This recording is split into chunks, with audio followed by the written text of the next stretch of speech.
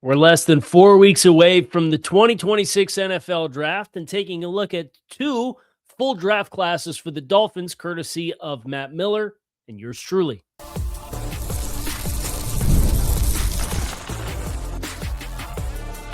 You are Locked On Dolphins, your daily Miami Dolphins podcast, part of the Locked On Podcast Network, your team every day. All right, Miami, welcome to another episode of Locked On Dolphins. It is your team every day here on the Locked On Network. I'm your host, Kyle Krabs, a lifelong Miami Dolphins fan, host of Locked On Dolphins, co-host of Locked On NFL Scouting, author of Touchdown Miami on Substack, NFL staff writer for A to Z Sports. Special welcome and thank you to all of our everydayers who have helped to make the Locked On Podcast Network the #1 sports podcast network in the world. On today's episode of the show, we've got some odds and ends as far as kind of getting into the draft and setting the stage for what's going to happen after the draft. But the meat and potatoes of today's show is two dueling 7-round mock drafts for the Miami Dolphins specifically. One comes courtesy of yours truly. It ran this morning. I do one every Monday for A to Z Sports. The first one that we're going to get into is courtesy of Matt Miller of ESPN. And I've known Matt for quite some time. Obviously, we've cohabitated the draft space for a really long time.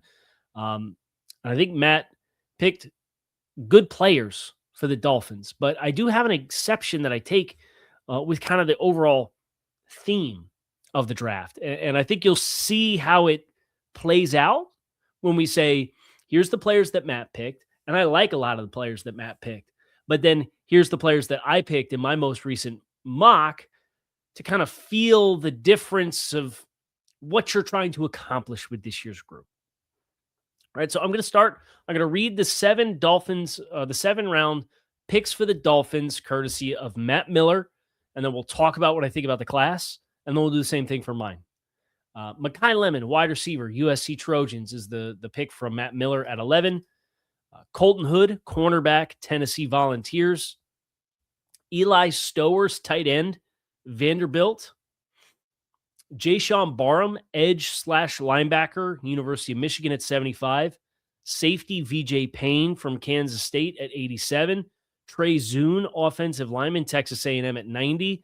Wide receiver, Elijah Surratt from Indiana at 94. And then offensive tackle, Austin Barber from Florida at 130. Running back, Adam Randall, Clemson in the 5th round. And then Logan Fano, edge from Utah, and Marvin Jones, edge from Oklahoma in the 7th round. So if you told me the Dolphins come home with Trey Zune, I feel good about it. If you tell me the Dolphins come home with VJ Payne, I feel good about it. If you tell me the Dolphins come home with Jayshon Barham, I feel good about it. If you tell me the Dolphins come home with Eli Stowers, I'd be a little surprised, but I do think at tight end that there's room for this. You know, spoiler alert, the 7-rounder that I did, that we're going to do in segment 2, I double dipped at tight end. I think the tight end can be a really nice bridge for what the wide receiver room is, what the offense is going to be, how you run the ball, and how you can play heavy with that if you get athletic pass catchers. So I see the vision for Eli Stowers. I love the Colton Hood pick. And I get the Makai Lemon pick. But here's the issue that I have with this group of players. Lemon, wide receiver at 11. Corner at 30. Tight end at 43. Barham's your first trench player at 75. And he's an off-ball linebacker who converted to play on the edge and was 240 pounds at the combine. He's not helping you with that ability to win the point of attack consistently on either side of the line of scrimmage, right? VJ Payne, back to safety. Now you go Trey Zune at 90. Should be an offensive guard, could play center feasibly. He was a college tackle. Length is an issue for him when you project him to the NFL level, so going to be an interior player. And then you're back to wide receiver at 94. You have 7 picks in the top 100. And you went 2 trench players, and one of those guys is a 240-pound edge who was playing off the ball. Like that, to me, I like a lot of the individual pieces, but when you put all those individual pieces together and that makes the draft class, I don't know that the Dolphins stylistically are any closer to resolving their issues, right? And yeah, you went out and you got Jamari Sawyer to compete for a starting spot, and you moved on from Cole Strange. That's effectively a player trade that happened on 1 year deal or on you got a 1 year deal coming in. Cole Strange got $12 million across 2 seasons, so getting paid like a real starter instead of Sawyer's on a vet min. You've obviously ejected Bradley Chubb from the equation. You traded Jalen Phillips. Matthew Judon didn't make it to the end of the season last year, and you've replaced it with Josh Uche and Robert Beal and David Ajabo. Oh, and those guys, I like Uche as a pass rusher. I like his profile a lot.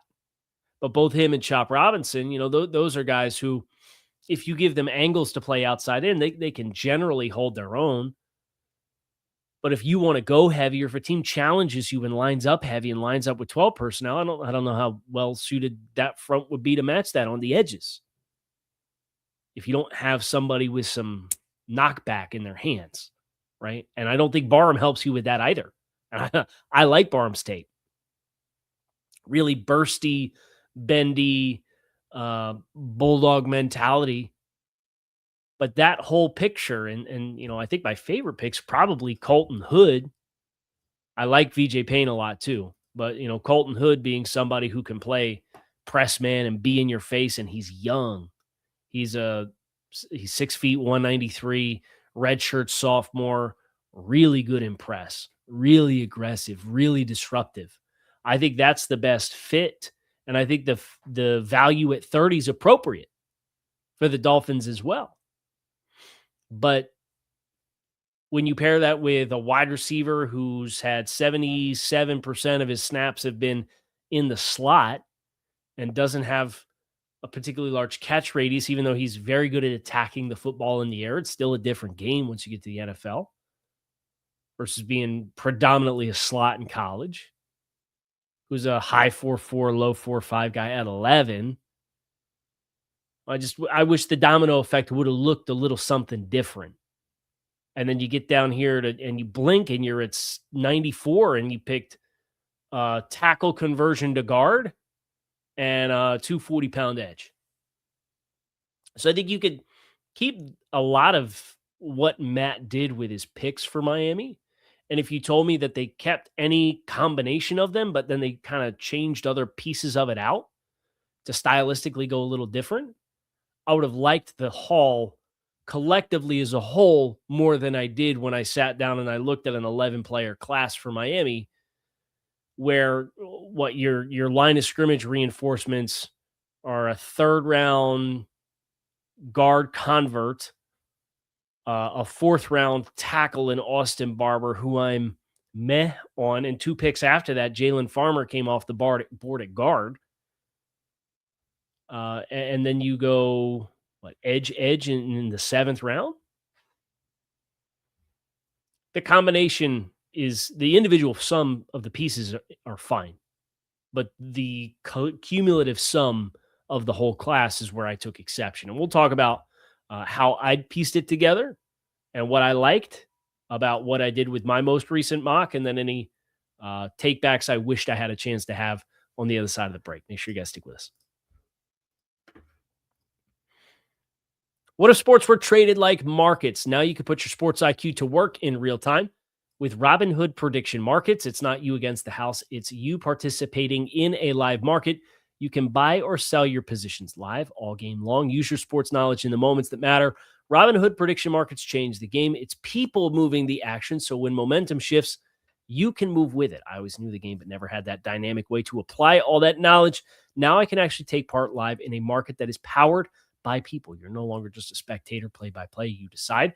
Trade every play with Robinhood, now available across the U.S. Download the Robinhood app now to begin. Futures and cleared swaps trading involves significant risk and is not for everyone. Event contracts are offered by Robinhood Derivatives, LLC, a registered futures commission merchant and swap firm. All right. Let's talk my 7-rounder that ran this morning just before noon Eastern Standard Time. I'll do the same thing. I'll read all the selections that were made, and then we'll talk about why I liked it and what I kind of wish the board had fallen differently for me. I did use a draft simulator for this, so I wasn't just picking names out of a hat, right? And that's Matt. He did all 7 rounds for all the teams. So he was able to define how the entire thing looked, where I just did a Dolphins 7-rounder, and I was kind of at the mercy of how the simulator decided what the 9 Dolphins picks were going to be. 11th overall, Spencer Fano, offensive lineman, Utah Utes. 30th overall, Brandon Cisse, South Carolina cornerback. 43rd overall, Gabe Akis, edge defender, Illinois. 75th overall, safety nickel, Jalen Kilgore, South Carolina Gamecocks. 87th overall, wide receiver, Skylar Bell, UConn. 90th overall, tight end, Oscar Delp, Georgia. 94th overall, edge defender, Keyron Crawford, Auburn Tigers. 130th overall, offensive guard, Jeremiah Wright, Auburn Tigers. 151st overall, tight end, Dallen Bentley, Utah Utes. And then in the 7th round, I went wide receiver, Caleb Douglas, Texas Tech. And then cornerback, Colin Wright from Stanford. The last 2 guys there, the Dolphins have had virtual meetings with. So they've shown some level of interest in Caleb Douglas and Colin Wright. Wright's a inside-outside flexible, another 6-foot corner with some size and mass, 6 foot 190.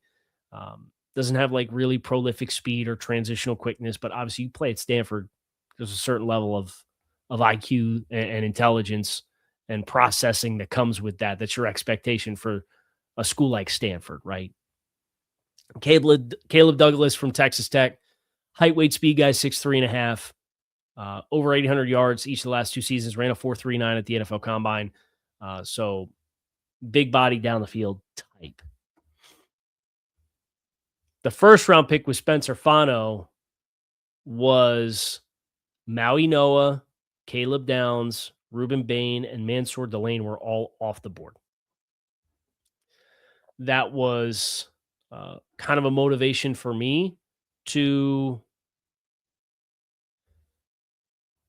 mix things up a little bit instead of just spamming Vega Ioane at offensive guard at pick 11. But I do think there's a legitimate conversation there to be had about Fano, and he could play tackle long-term and guard short-term.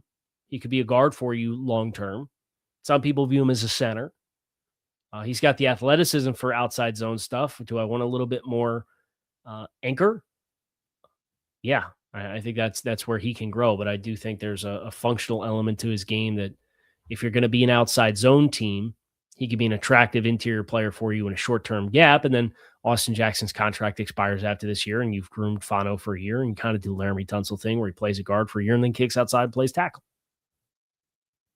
But right off the jump, 195-pound, 5'9" slot receiver, who I like Makai Lemon, versus Spencer Fano, who's not even like the offensive lineman that I'm highest on, but I like to explore all the different avenues, right? I think the fastest way to set yourself up for disappointment in the draft is to get yourself married to a singular outcome.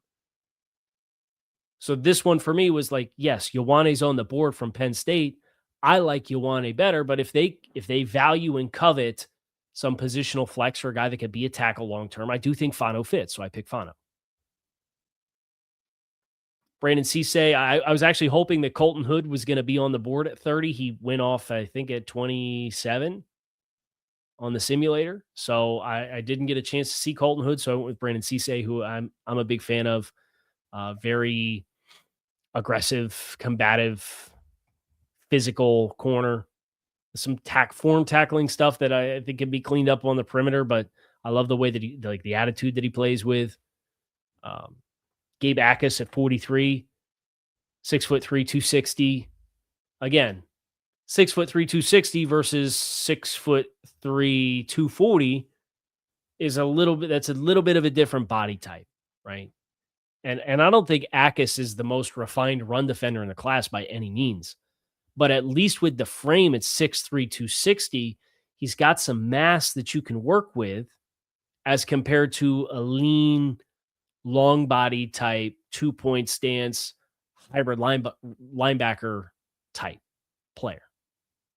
Even Jalen Kilgore at 75, who's a safety, 6'1.5", 210, 33-inch arms. I mean, there's some size. It goes back to the Sullivan-ism. Fast gets slow, but big doesn't get small, right? We went with some large bodies here. And Brandon Cisse is not the biggest corner in the world, but he's also not a small corner. So Brandon Cisse at the combine was 6 foot 190. His wingspan was 55th percentile, so he's above average. And you compare that to Colton Hood. I think Colton Hood had a little bit more length. Yeah, so Hood had longer arms, but their actual wingspan was about the same. And they're about the same size. Hood's like a half inch shorter, like 5 pounds heavier. But it's not a 180-pound scrappy corner, right? Then you get into the rest of the pass catch. I get my pass catching window happens later instead of, we'll go Makai Lemon, and then we'll double dip with, this is a Stowers effectively at 43, and then Elijah Surratt. I mean, we went 3 pass catchers in the top 100. I went pass catchers at 87, 90, and 151, and then 227. So I drafted more pass catchers. I just didn't go as early. Skylar Bell at 87. Man, he's a fun player. He's a transfer from Wisconsin. Really twitchy, 4.4 flat in the 40, 41-inch vert, 11-foot broad, 6 foot 192. So again, he's not a small body type. He's not a big receiver. But he was a finalist for the Biletnikoff, caught over 100 passes for 1,300 yards this year. You put him into the competition, if he hits it off with Malik Willis, I think he has a role to carve out pretty early. I think he's a pretty sturdy route runner from the jump. It's just a crowded class of wide receivers, and you're looking for defining traits, and I don't think he has like a standalone trait other than his explosiveness. And drops prior to 2025 was kind of a problem. I really like the double dip with Dallen, Bentley, and Oscar Delp at tight end. That got me going a little bit. I like that 1-2 punch at tight end. And look, if you're going to be like, and Matt used 43 on a tight end, and I'm not averse to using 43 on Stowers, depending on what you do with 75 and 11, right? And 30. But me going Oscar Delp, I think he's a more sturdy blocker than Greg is. Or Dulcich, I think, is primarily a guy who's going to play in the slot or flexed as an H, off the line of scrimmage, not with his hand in the dirt. I think those are the 2 places where Greg is the best as a tight end. Where Oscar Delp, he could do the H, he could be in the slot, he could be condensed split. I think you can put his hand in the dirt and get a more functional version of a blocker. And you have Ben Sims, who's like, that's his whole MO, is inline blocking. So Delp, I think, can come in and compete with both guys for reps. And he kind of has this unassuming production profile, but the passing game in Georgia was kind of meh. And then you pair that with Dallen Bentley, who's, he had a huge breakout this past year. He's 6'4", 255 pounds. He's not a runaway guy, but he ran a 4.62. He's like the underneath. He's not a guy that you scheme the targets for, but he's the guy who runs a lot of the underneath stuff. He's got crazy good hands. He's crazy physical at the catch point, and he's going to make the first guy miss and get some added yardage too. So how do you mitigate your concerns with a wide receiver? Well, I drafted Skylar Bell on day 2. And then we're double dipping with tight ends to go with Greg Dulcich. And now all of a sudden, like you can do some of the 12, 13, and 21 with the backs that you have. You're just not going to be a huge 11 personnel team. And like that, to me, it's not a big deal, especially you move on from Alec Ingle. Well, what happens if Oscar Delp showcases he's able to do some stuff out of the backfield?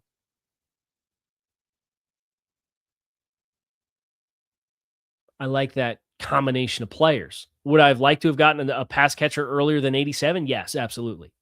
And I do think you're vulnerable to certain teams that have some athleticism at linebacker and safety, can really bottle you up, and it's going to test your offensive line, their ability to run the ball.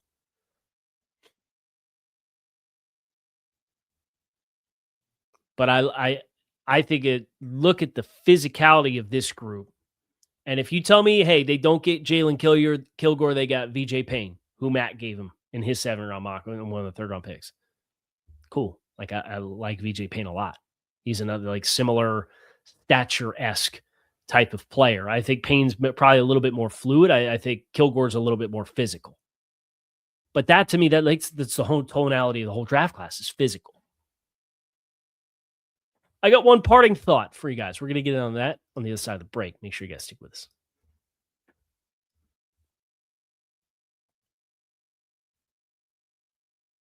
Do want to extend to everybody the invitation to check out the Everydayer Club as well. You get ad-free episodes of this program and access to the Locked On Community Discord with other listeners of the show. You can find the sign-up link in the show description below. I do have a final thought as far as some offseason drama that the Dolphins were subjected to last year. And I'm hoping we don't find ourselves in a similar situation, but like mathematically, we probably are. You guys remember how Jonas Vainai was the last rookie for the Dolphins to sign his contract last year, despite the fact that he was a second-round pick? And like, there's no negotiating values on contracts, right? Like maybe it's payment schedule, but the dollar amounts are fixed based on the CBA. But last year, the Texans opened up Pandora's box when they paid Jaden Higgins, who was the 35th overall pick, or 34th overall pick, excuse me, but was their first pick of their draft class. They gave him a fully guaranteed contract as a second-round player. That had never been done before. And Carson Schweschinger goes quickly after that because the team that picked 33rd says, well, if the team that paid 34th gave a fully guaranteed contract, we don't have a leg to stand on, so we're just going to pay him. And then, it was Quidshawn Judkins with the Browns, and he had like a legal issue, so he was kind of floating around, and Nick Eamon-Wari got it, and Savai and I is in that pool. And it ended up everybody that was picked inside the first 40 picks got a fully guaranteed contract. So it had been like your cutoff was 32. 32 and up, you get fully guaranteed. Well, in this past year, the first quarter of the second round made progress thanks to what Houston started, and Shuck at pick 40 with a quarterback contract ended up being like the last big leverage piece to get a team to bend.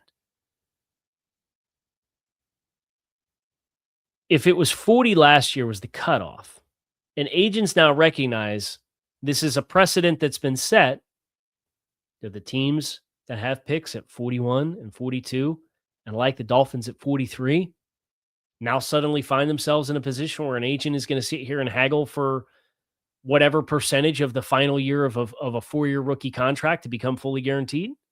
And if that's the case, we could put that on the list of the other things that I'm interested to see how Sully handles, right? Because unfortunately, if the cutoff last year was at 40 and everybody between 33 and 40 got fully guaranteed contracts, I mean, the Dolphins pick at 43, it's right on that bubble.